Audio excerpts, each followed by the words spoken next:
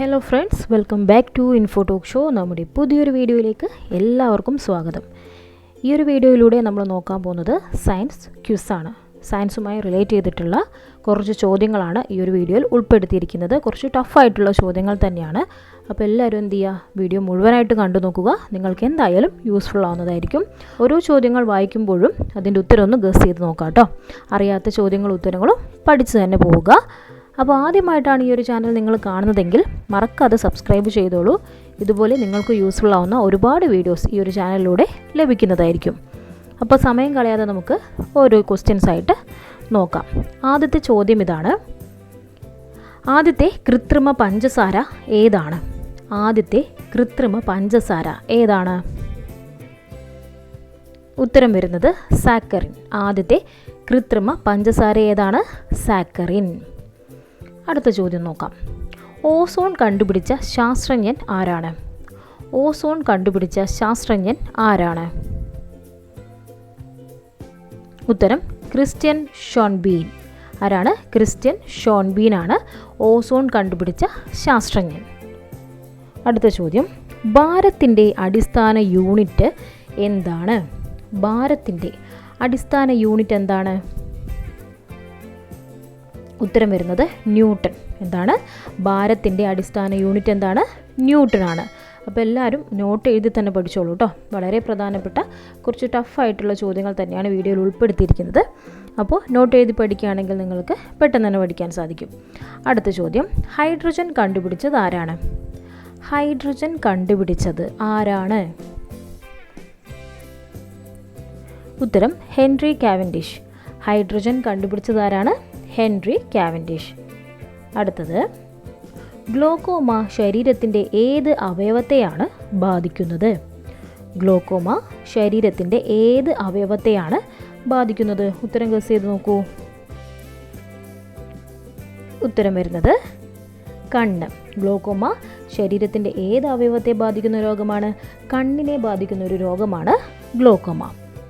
അടുത്ത ചോദ്യം: കലാമിൻ ഏത് ലോഹത്തിൻ്റെ അയിരാണ്? കലാമിൻ ഏത് ലോഹത്തിൻ്റെ അയിരാണ്? ഉത്തരം നിക്കൽ. കലാമിൻ നിക്കൽ എന്ന ലോഹത്തിൻ്റെ അയിരാണ്.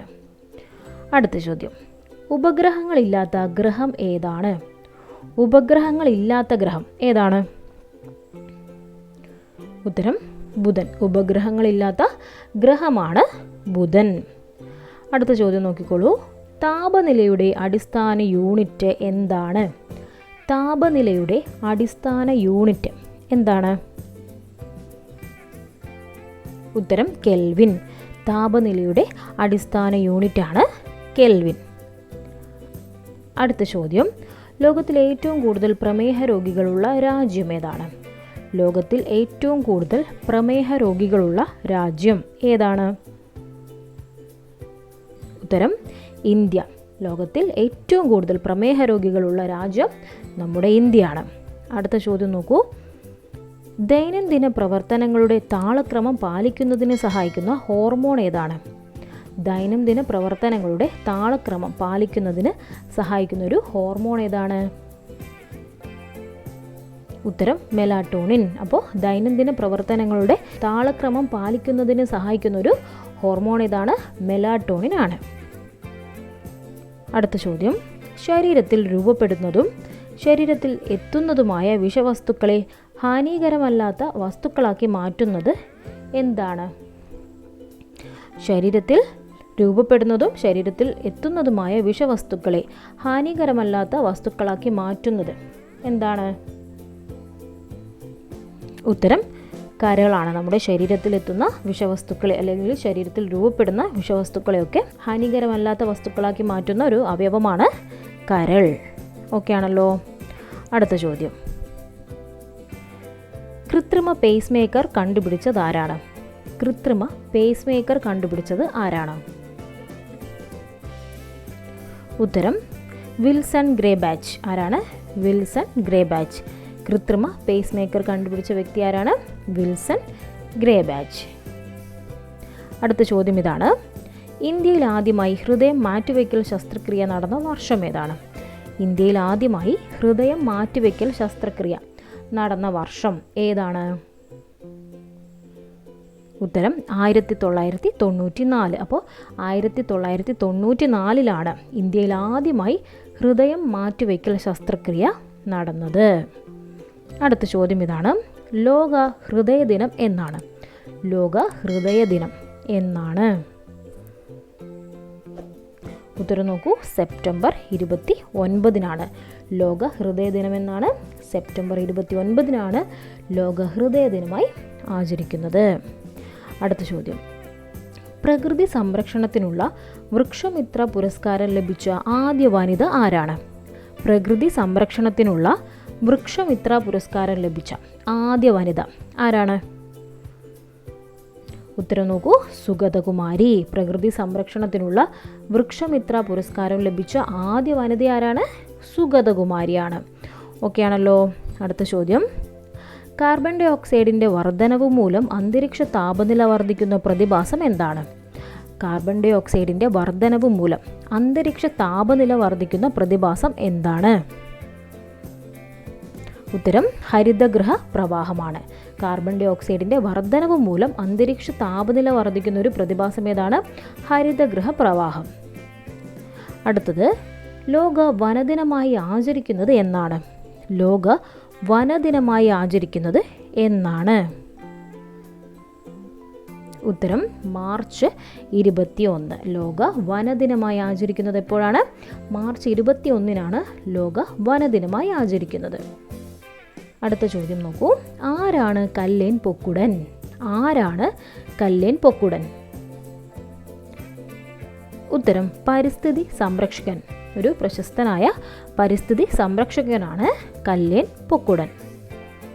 അടുത്ത ചോദ്യം, ഇന്ത്യയിലെ പരിസ്ഥിതി പ്രസ്ഥാനങ്ങളുടെ മാതാവ് എന്നറിയപ്പെടുന്നത് എന്താണ്? ഇന്ത്യയിലെ പരിസ്ഥിതി പ്രസ്ഥാനങ്ങളുടെ മാതാവ് എന്നറിയപ്പെടുന്നത് എന്താണ്? ഉത്തരം ചിപ്കോ പ്രസ്ഥാനമാണ്. ഇന്ത്യയിലെ പരിസ്ഥിതി പ്രസ്ഥാനങ്ങളുടെ മാതാവ് എന്നറിയപ്പെടുന്നത് ചിപ്കോ പ്രസ്ഥാനമാണ്. ഓക്കെ. അടുത്ത ചോദ്യം, എൻഡോസൾഫാൻ എന്ന കീടനാശിനിയിൽ അടങ്ങിയിരിക്കുന്ന പ്രധാന ഘടകം ഏതാണ്?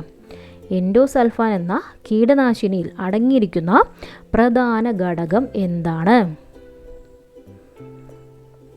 ഉത്തരം നോക്കൂ, ഓർഗാനോ ക്ലോറൈഡ്. എൻഡോസൾഫാൻ എന്ന കീടനാശിനിയിൽ അടങ്ങിയിരിക്കുന്ന പ്രധാന ഘടകമാണ് ഓർഗാനോ ക്ലോറൈഡ്. അടുത്ത ചോദ്യം, എല്ലാ നിറങ്ങളെയും പ്രതിഫലിപ്പിക്കുന്ന വർണ്ണം ഏതാണ്? എല്ലാ നിറങ്ങളെയും പ്രതിഫലിപ്പിക്കുന്ന വർണ്ണം ഏതാണ്? ഉത്തരം വെള്ളയാണ്. എല്ലാ നിറങ്ങളെയും പ്രതിഫലിപ്പിക്കുന്ന ഒരു വർണ്ണമാണ് വെള്ള. അടുത്ത ചോദ്യം, ഭൂമിയുടെ ഇരട്ട എന്നറിയപ്പെടുന്ന ഗ്രഹം ഏതാണ്?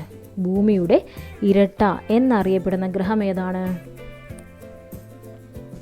ഉത്തരം ശുക്രൻ. ഭൂമിയുടെ ഇരട്ട എന്നറിയപ്പെടുന്ന ഗ്രഹം ഏതാണ്? ശുക്രനാണ്. അടുത്ത ചോദ്യം നോക്കിക്കോളൂ, ശ്വസിക്കാൻ ഉപയോഗിക്കുന്ന ഗ്യാസ് സിലിണ്ടറുകളിൽ ഉപയോഗിക്കുന്നത് ഏതിൻ്റെയെല്ലാം മിശ്രിതമാണ്?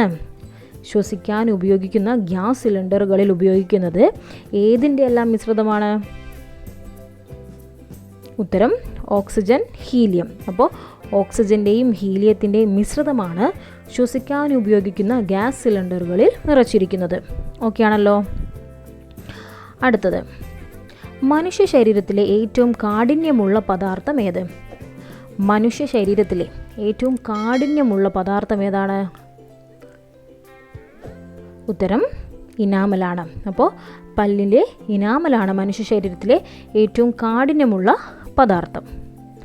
അടുത്ത ചോദ്യം നോക്കിക്കോളൂ, ഏത് തരം മാധ്യമത്തിലൂടെയാണ് ശബ്ദം കൂടുതൽ വേഗത്തിൽ സഞ്ചരിക്കുന്നത്? ഏതു തരം മാധ്യമത്തിലൂടെയാണ് ശബ്ദം കൂടുതൽ വേഗത്തിൽ സഞ്ചരിക്കുന്നത്? ഉത്തരം ഖരം. അടുത്ത ചോദ്യം നോക്കിക്കോളൂ, ആധുനിക പീരിയോഡിക് നിയമം ആവിഷ്കരിച്ച ശാസ്ത്രജ്ഞൻ ആരാണ്? ആധുനിക പീരിയോഡിക് നിയമം ആവിഷ്കരിച്ച ശാസ്ത്രജ്ഞൻ ആരാണ്? ഉത്തരം മോസ്ലി. ആധുനിക പീരിയോഡിക് നിയമം ആവിഷ്കരിച്ച ശാസ്ത്രജ്ഞനാണ് മോസ്ലി.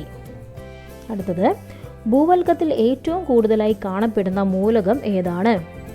ഭൂവൽക്കത്തിൽ ഏറ്റവും കൂടുതലായി കാണപ്പെടുന്ന മൂലകം ഏതാണ്? ഉത്തരം ഓക്സിജനാണ്. ഭൂവൽക്കത്തിൽ ഏറ്റവും കൂടുതലായി കാണപ്പെടുന്ന മൂലകം ഓക്സിജൻ. അപ്പോൾ ഫ്രണ്ട്സ്, കുറച്ച് ടഫായിട്ടുള്ള ചോദ്യങ്ങളാണ് ഈ ഒരു വീഡിയോയിൽ ഉൾപ്പെടുത്തിയിരിക്കുന്നത്. എല്ലാം പ്രധാനപ്പെട്ട ചോദ്യങ്ങൾ തന്നെയാണ്. അപ്പോൾ നിങ്ങൾക്ക് എന്തായാലും ഈ ഒരു വീഡിയോ യൂസ്ഫുൾ ആവുന്നതായിരിക്കും. നന്നായി പഠിച്ച് ഓരോ ക്വിസും അറ്റൻഡ് ചെയ്യുക. അപ്പോൾ ഇനി നിങ്ങൾക്കായുള്ള സ്പെഷ്യൽ ക്വസ്റ്റ്യൻ നോക്കാം. ചോദ്യം ഇതാണ്: ഭാരത്തിൻ്റെ അടിസ്ഥാന യൂണിറ്റ് എന്താണ്? ഭാരത്തിൻ്റെ അടിസ്ഥാന യൂണിറ്റ് എന്താണ്? അപ്പോൾ ഈ ഒരു ചോദ്യത്തിൻ്റെ ഉത്തരം എല്ലാവരും അറിഞ്ഞിരിക്കേണ്ടതാണ്. അപ്പോൾ അറിയാവുന്നവരെന്ത് ചെയ്യുക, പെട്ടെന്ന് തന്നെ കമൻറ്റ് ചെയ്തോളൂ. നിങ്ങളുടെ പേരും ആഡ് ചെയ്യാൻ മറക്കണ്ട. അപ്പോൾ എല്ലാവരും പഠിച്ചിരിക്കുക. നമ്മുടെ ചോദ്യങ്ങളെല്ലാം നിങ്ങൾക്ക് യൂസ്ഫുൾ ആയെന്ന് കരുതുന്നു. ഇതുപോലെ കൂടുതൽ വീഡിയോസൊക്കെ നിങ്ങൾക്ക് ലഭിക്കാൻ വേണ്ടി ചാനൽ മറക്കാതെ സബ്സ്ക്രൈബ് ചെയ്യുക. ഫ്രണ്ട്സിലേക്കും ഷെയർ ചെയ്ത് കൊടുക്കുക കേട്ടോ. അപ്പോൾ ഇനി മറ്റൊരു വീഡിയോയിലൂടെ നമുക്ക് വീണ്ടും കാണാം. Thank you for watching.